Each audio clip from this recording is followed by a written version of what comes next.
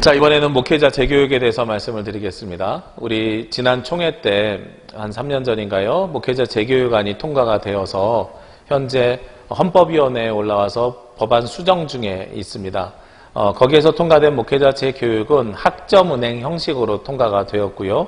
그리고 목회자들이 몇 년 동안 몇 학점 이상을 수료할 수 있도록, 그래서 그 학점 수료라는 것은 우리가 보통 벌어지는 세미나 아니면 총회에서 하는 교육 아니면 지역에 있는 일반 대학교나 대학원 수강 모두를 포함하고 있습니다.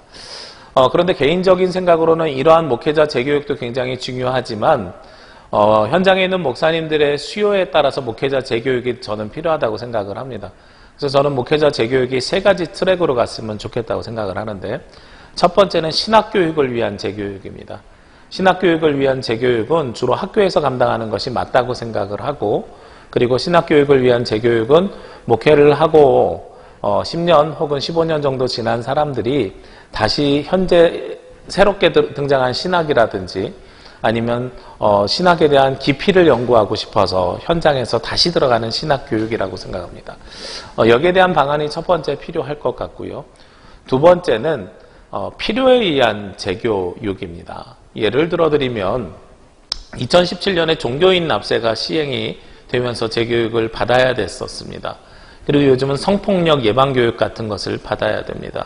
그리고 세 번째는 우리가 그 코로나 상황이 오면서 비대면을 위한 현장교회 목회자들의 필요성이 생겼습니다.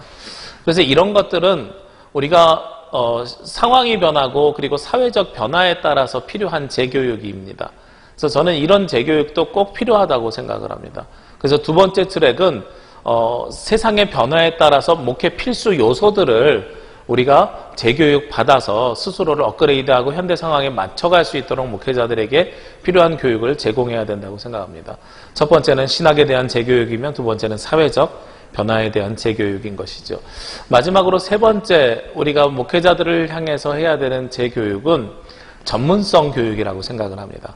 목회자들 가운데서 꼭 신학을 교육하는 것뿐만 아니라 다른 학문이나 다른 분야의 전문성 있는 교육을 받고 싶어하는 사람들도 있습니다. 예를 들어서 우리 기장과 한신대학교가 열심히 했던 것 중에 하나가 어떤 것이냐면 통일운동입니다. 통일운동이 우리 선배 목사님들로부터 그 전통을 잘 이어왔는데 어느 순간 그 후세들이 그 교육을 그 전통을 이어받지 못했습니다. 저는 통일운동만 하더라도, 평화운동만 하더라도 이제는 몇 명에 의해서 운영되었던 사람 중심의 운동이 아니라 대중운동으로 확장되어야 되는데, 그러기 위해서는 요즘 사회에서는 목사가 통일을 이야기하는 것보다 통일 전문가가 혹은 북한학 전문가가 통일을 이야기하는 것을 훨씬 설득력 있게 받아들입니다. 그래서 전문 분야로 북한 대학원 대학교를 다닌다든지 이런 식으로 해서 목회자가 또 다른 전문가가 될 수 있는 교육이 필요하다는 거죠.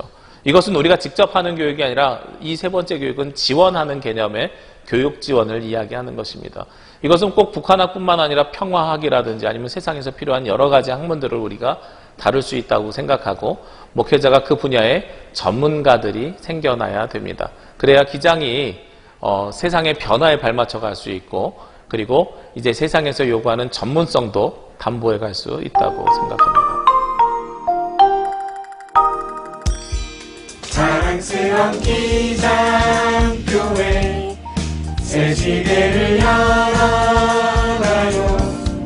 이성진과 함께 우리 모두 함께.